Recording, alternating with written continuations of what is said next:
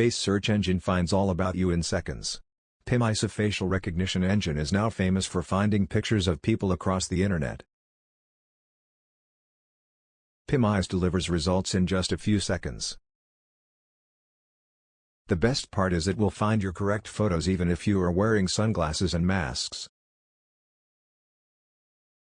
Clearview Al even includes images from social media. PimEye on the other hand uses images from news, articles, review sites and blogs but does not search images from the social media sites. Use of machine learning, reverse image search, and artificial intelligence is made to find pictures on the internet.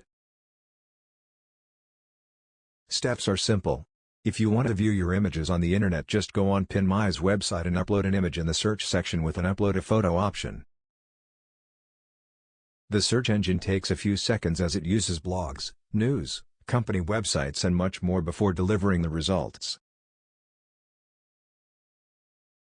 Is it a free service? No, it is not a free service. You have to pay monthly and annual subscription on such websites. After subscription you can narrow down your search by the use of filters. Info brief. Please subscribe our channel.